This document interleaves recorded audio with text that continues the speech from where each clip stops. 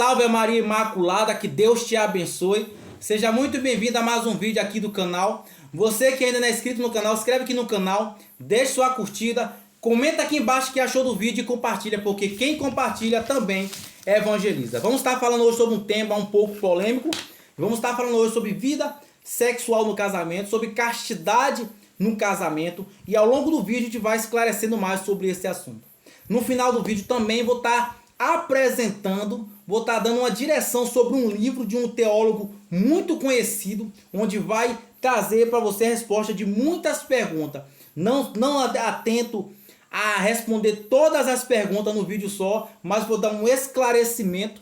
Confesso que é um assunto chato, confesso que eu estou me expondo, mas tenho um desejo o máximo possível de estar lhe auxiliando com esse assunto que é um tabu para o cristianismo, tabu para muitas pessoas que não quer se envolver, quer fugir desse assunto um pouco chato, em alguns termos é um assunto até desagradável.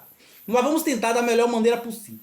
Você que está com sua Bíblia, abra sua Bíblia aí em 1 Coríntios capítulo 7, versículo 5, que fala assim: não vos recuseis um ao outro, a não ser de comum acordo, por um tempo para vos aplicardes à oração. Depois retornei novamente um para o outro, para que não vos tente Satanás por vossa incontinência. Palavra do Senhor, graças a Deus. Você que está com sua Bíblia, beije sua Bíblia e vamos estar dando continuidade. Então veja, vamos falar aqui ao longo desse vídeo algumas coisas que, como é que eu vou expressar? Ao longo da nossa conversão, daquilo que o mundo oferece hoje, muitas coisas é imoral. Muitos de nós que já fomos mudando. E antes de entrar nesse assunto, eu vou dar uma advertência muito importante. O canal é católico. Jean Maria Doutrina Católica. A finalidade do vídeo é para quem é um casal, casado na igreja, com sacramento do matrimônio, que deseja, que tem interesse de ter uma vida mais santa. E dizer que quer ter uma vida santa não quer dizer que a pessoa está se achando santo, mas está se esforçando para ser, segundo aquilo que Deus pede na Sagrada Escritura. Deus pede na Sagrada Escritura. E esse vídeo é para católico. Qualquer outro tipo de pessoas de outras religiões, seja muito bem-vindo. Sinta-se à vontade. Peço caridosamente caridade nos comentários. Se o vídeo não lhe agrada, lhe peço caridade, não comente se não lhe agrada. Procure um canal que lhe agrada, mas aqui é um canal católico. Peço caridosamente respeito ao canal católico, com mentalidade, doutrina e ensinamento católico. Ponto. Voltando ao assunto. Ao longo da nossa conversão, muitos de nós fomos acostumados, fomos orientados, crescemos, acreditamos, ou muitos de nós nem sequer sabia que a fornicação era pecado grave. E a respeito de, antes de começar a entrar nesse assunto, eu vou ler aqui uma passagem do Catecismo da Igreja Católica, no parágrafo 2390, que fala assim: 2389. Não, 2390 fala assim: o ato sexual deve ocorrer exclusivamente num casamento. Fora dele é sempre um pecado grave e exclui a comunhão sacramental. Pronto. Isso aqui já responde muita pergunta. E o Catecismo da Igreja Católica, parágrafo 1035, diz que aquele que morre em um só estado de pecado mortal sem um arrependimento contrito, é claro, o catecismo não menciona isso, mas é bom colocar para que não fique também um pensamento de escrúpulo. Um arrependimento verdadeiro diante de Deus, existe uma grande chance de alcançar a salvação, porque só Deus sabe se aquele arrependimento é verdadeiro ou não. Se a pessoa morrer no estado de pecado mortal, desce imediatamente para o inferno, fala o catecismo. Então aqui está falando que a relação sexual está exclusivamente apto àquele que foi casado, aquele que recebeu o sacramento do matrimônio. Ponto. O sexo é santo, o sexo foi Deus que criou, a relação sexual foi aprovada por Deus, ela é linda, é dentro de uma relação sexual que se nasce a vida, que se brota a vida. O Catecismo da Igreja Católica vai falar tão seriamente que vai dizer que a cama, né, é assim como o corpo de Cristo, ele consagra Jesus na Eucaristia, a cama é o altar do casal casado, porque é numa cama de casal que se celebra a vida. É numa cama de um casal casado com a bênção de Deus que celebra a vida. Parece um assunto tabu, mas eu nasci de uma relação, você nasceu de uma relação, é o natural. De onde vem então o pensamento imoral que tenta nos roubar todo o tempo? O paganismo, a impureza e os más pensamentos que o mundo vem nos oferecendo. Então a relação sexual é santa, mas dentro do projeto de Deus. E dentro do projeto de Deus, Deus quer que ela seja celebrada dentro do casamento. O Catecismo da Igreja Católica, ele vai falar que o casamento... O Catecismo da Igreja Católica começa a falar de casamento no parágrafo 1601 e vai muito adiante. Eu vou dar apenas passagem do Catecismo, eu oriento você a anotar, depois fazer uma pesquisa, para não prolongar ao máximo o vídeo, somente os pontos mais importantes. Catecismo da Igreja Católica, parágrafo 1601, vai falar sobre o casamento. Dentro desse percurso do catecismo tem um ponto que eu vou trazer. O Catecismo da Igreja Católica fala que o casamento ele traz consigo duas finalidades muito importantes: unitiva e procriativa. Unitiva é a união do casal, é o bem-estar do casal, é o casal viver bem, é o casal viver aquela harmonia do amor, da conquista, da paixão, de um fazer bem o outro. O apóstolo São Paulo chega a citar esse assunto, 1 Coríntios capítulo 6, 12 seguinte: qual de nós é capaz de aborrecer nossa carne? Ninguém. Você é capaz de enfiar uma agulha no seu braço e sentir bem? Ninguém. Ou seja, quando casamos, nos tornamos uma só carne. Por esse assunto, nós sabemos que o homem deve tratar bem a esposa bem o marido, porque essa é a vontade de Deus, mesmo que um não mereça o outro, mas Deus quer assim. Então, por amor a Deus, nós fazemos o nosso melhor. Então, dentro do sacramento do matrimônio tem essa situação. Ponto seguinte: ao longo da nossa conversão, muitos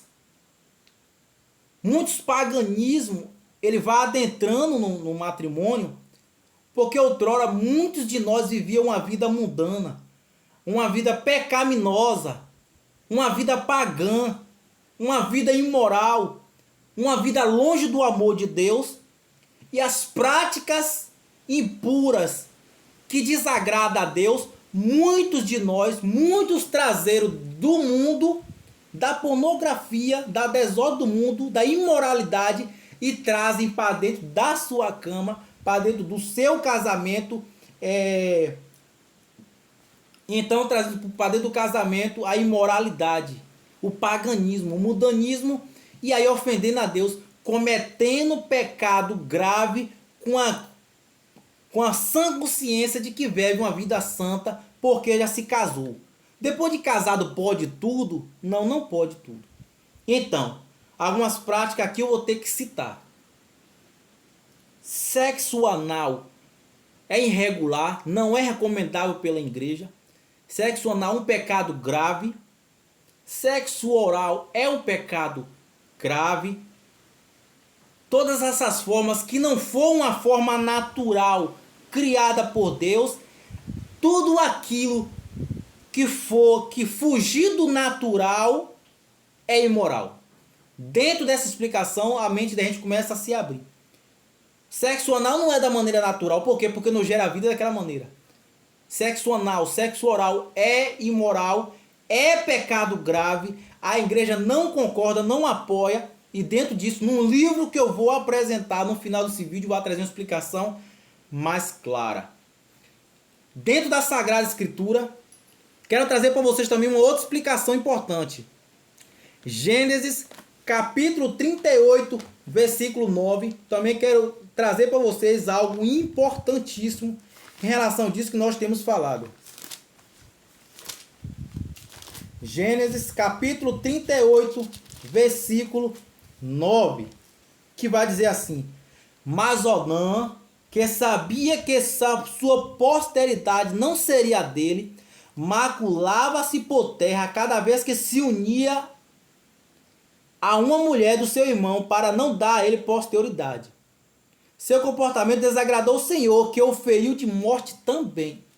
Na tradução da Bíblia Pelegrino vai explicar que Onã tinha relação com a mulher e na hora da ejaculação ele ejaculava na terra. Aquilo que nós chamamos de ejaculação precoce, aquilo que nós chamamos de coito interrompido, ou seja, ter a relação e na hora da ejaculação ejacular fora da pessoa. Dentro da Sagrada Escritura nós vemos um exemplo claro do quão grave é esse pecado. Então assim, foge do natural, daquilo que eu citei. Tudo que foge do natural, da naturalidade humana, o homem, a mulher, o casamento, a relação, a abertura à vida, o espaçamento da vida, se fugir disso, vem o imoral. E aí entra o coito interrompido, da qual eu sei uma passagem da Sagrada Escritura para estar ajudando a esclarecer. Então, vamos por parte. Depois do o casal casado, ele é convidado a viver uma castidade do casamento. Disso nós estamos entrando de um assunto sobre castidade no casamento. O que é uma castidade no casamento? Agora vamos entrar no Catecismo da Igreja Católica, fala sobre contraceptivos. Parágrafo 2399. O Catecismo da Igreja Católica, parágrafo 2399, fala assim: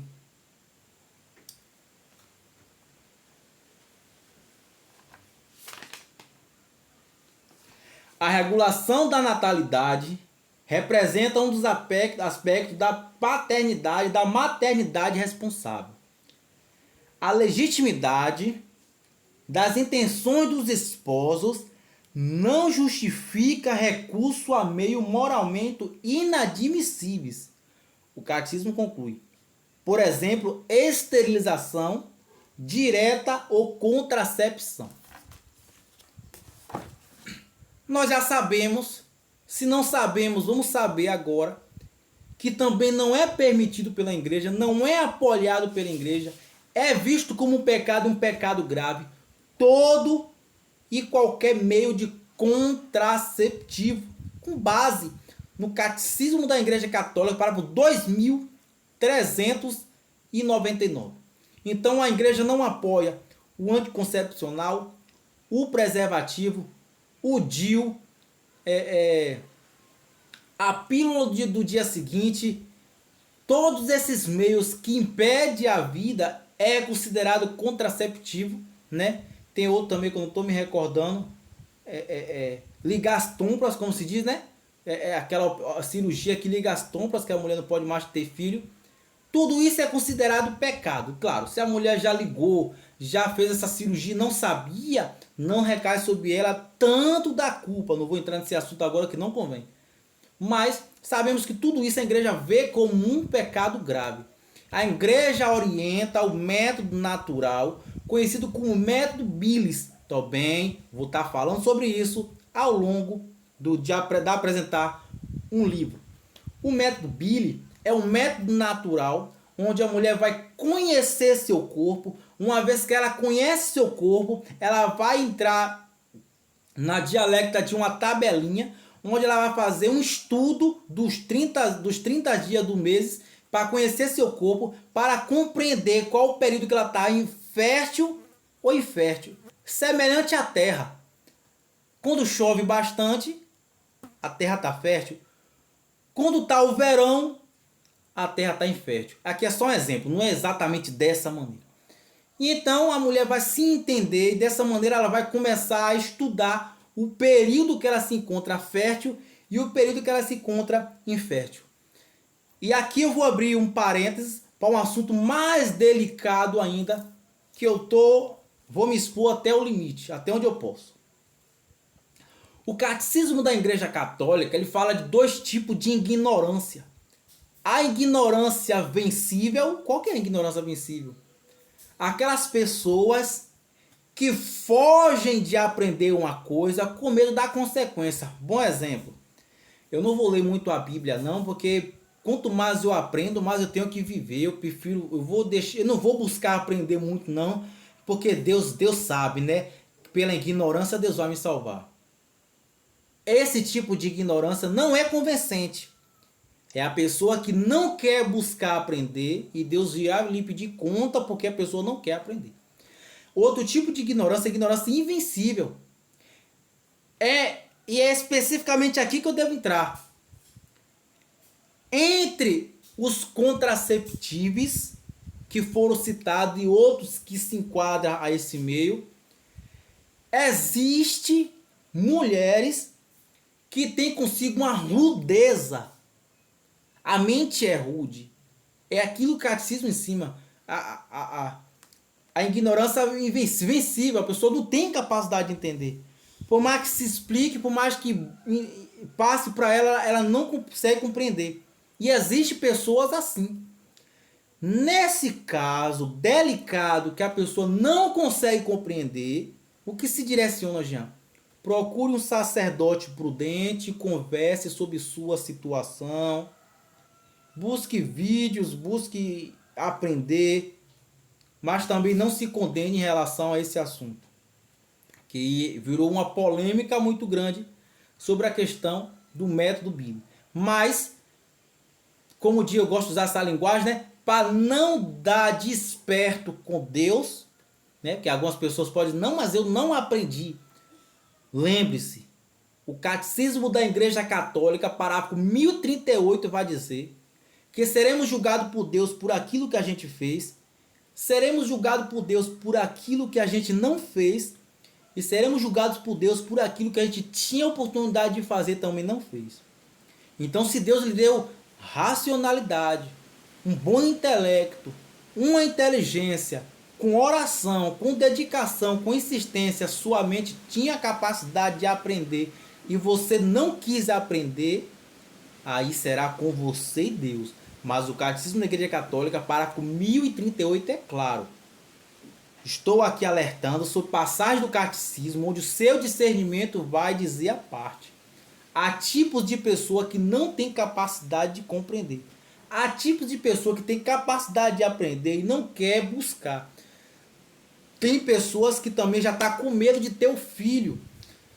Sabemos que a finalidade do matrimônio é ser aberto à vida.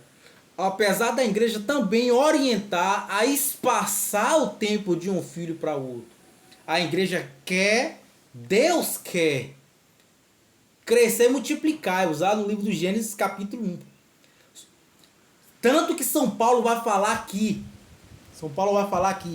Esse mistério é grande entre Cristo e a igreja. Esse mistério é grande. Existe um mistério entre Cristo e a igreja. Assim como Cristo é o cabeça da igreja, o homem é o cabeça do lar, vai dizer Santo Antônio Maria Claret. Santo Antônio Maria Claret também vai dizer, assim como o padre, o sacerdote vai prestar conta do seu rebanho, o pai de família vai prestar conta de toda a sua casa. A respeito desse prestamento de conta, São João Maria Vianney também faz um escrito maravilhoso sobre a segunda vinda gloriosa do Senhor, e ele vai falar, vai entrar uma parte especificamente nesse assunto. E então, a gente vai ao longo do tempo compreendendo cada vez mais sobre tudo isso. E então, falei um pouco do catecismo, falei um pouco da Sagrada Escritura, alguns métodos, os métodos contraceptivos a igreja não apoia, é um assunto delicado, cada pessoa, cada estado de vida é uma situação, a igreja orienta a ser aberto à vida, mas também fala da paternidade responsável, coisa que eu não vejo muitas pessoas falarem. O que é paternidade responsável? Ser aberto à vida é uma orientação da igreja. Casar é para ter filho, porém a igreja também fala de paternidade responsável. Não é para você estar tendo filho de qualquer jeito, porque antigamente era assim, antigamente meu pai, meu avô. Infelizmente ou felizmente, fica a discernimento. De certa maneira, a gente tem que acompanhar um pouco do que o mundo oferece. De certa maneira, a gente tem que acompanhar aquilo que o mundo oferece. Ou seja, quando eu era jovem, eu me lembro que, não tenho vergonha de falar, muitos de nós íamos para o colégio com saco de supermercado e sacola plástica. E naquele tempo era a coisa mais normal do mundo. Por quê? Porque outras pessoas também usavam. Hoje, apesar de porque eu passei aquilo, não sei se meu filho se adaptar àquilo. Se adaptará àquilo. Então assim, também não ter criança adoidado para criar num estado de miséria, no estado de calamidade. A pessoa tem uma paternidade responsável, até porque a educação de um pai para o filho precisa ter a prudência de meditar como será o psicológico daquela criança, o psicológico daquele adolescente. Porque só falar, só orar, só explicar não basta. Então assim, até que limite podemos ter filho? Educar essa criança, zelar pela vida dessa criança, educar no caminho do céu. Por outro lado, também importante da polêmica daquilo que eu trago, quando você se fecha a ter filho, você se fecha ao projeto de Deus. É Deus, se Deus está mandando, Deus vai dar. Deus vai sustentar o projeto dele. Porque não sabemos o próximo filho que, se Deus quiser que eu vou ter, será um papa, será um santo ou uma santa, será algo. Não sabemos qual é o projeto que Deus tem para nós. Quando você fala assim, eu não quero ter filho, eu só vou ter X número de filho, você se fecha à vontade de Deus e é você que dita as suas regras. E o cristão, o católico batizado, ele é chamado, ele é convidado a viver aquilo que Santo Agostinho fala. Santo Agostinho vai dizer, ter fé é assinar uma folha em branco e deixar que nela Deus assine o que quiser, Deus escreva o que quiser. Santa Teresa de Calcutá vai dizer que ela era um lápis na mão de Deus. Hebreus capítulo 11, versículo 6. Sem fé é impossível agradar a Deus. Hebreus capítulo 11, versículo 1. A fé é o fundamento da esperança e a certeza daquilo que ainda não se vê. Romanos capítulo 1, versículo 17. O justo viverá pela fé. Evangelho de São Mateus capítulo 6, versículo 33. Buscai em primeiro lugar o reino do céu e sua justiça, e as demais coisas lhe serão dadas por acréscimo. Então, diante dessas passagens, meditamos. É preciso ter um olho fixo de fé ao Senhor. É preciso buscar em primeiro lugar o reino de Deus, o pai de família e a mãe de família. Sua missão principal é a sua família abaixo de Deus. Ainda que seja um missionário, a missão é benção, a missão é válida, a missão ajuda a salvar almas, mas não adianta o missionário ele evangelizar o mundo inteiro e prestar conta grave sobre aquilo que deveria ter feito na sua casa e não fez. São responsabilidades que nós devemos meditar. Espero ter te ajudado, né? Sei que o assunto é um pouco constrangedor, agrada a alguns, desagrada a outro, né? E como foi prometido, te apresento este livro que eu vou mostrar e você busque pesquisar, busque na oração, mas lembre-se, é um pecado grave impedir que a vida nasça. Cuidado com as práticas sexuais dentro do casamento. A cama é sagrada, não é uma coisa profana. Não é um assunto vulgar. Não, você que é casado, você que tem um sacramento do matrimônio, você que recebeu a bênção, o sacramento do sacerdote, você que dorme com sua esposa, com seu marido na sua cama, tenha em mente, a cama que você dorme é um altar santo, não é profano.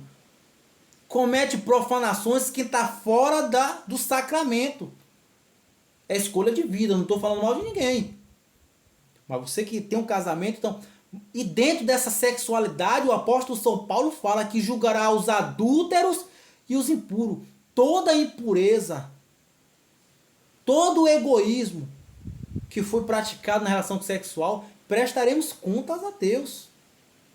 Também se fala nesse vídeo que o marido não deve se negar para a esposa, nem a esposa do marido.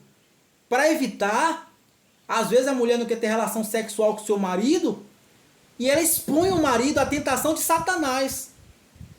E aí o homem está na rua, já é difícil a castidade. Evangelho de São Mateus capítulo 6, versículo 22. O olho é a lâmpada do corpo. Se teu olho está santo, o teu corpo está santo. Se teu olho está em treva, o teu corpo está em treva. Se o homem ele é negado pela sua esposa peca. Porque ela está abrindo brecha para que o homem ele caia em pecado com outra mulher, ainda que seja no olhar. Olha o que Jesus adverteu.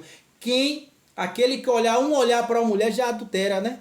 Então, também entra aqui a questão da caridade. O marido tem que ter uma caridade com a esposa. Tem que entender o lado da esposa. Há dias que não dá. Então são assuntos tabu, mas que precisa ser tratado. São assuntos desagradáveis, mas precisa que se fale. A santidade da gente passa por isso. O que Deus quer do marido e a mulher que sejam santos. E passará nosso julgamento por esses detalhes que o mundo lá fora não sabe e não deve saber. É a intimidade do casal. Porém, existem práticas pagãs que pode estar entrando no casamento e você acha que não tem nada, mas na verdade é a brecha onde o demônio tem entrado.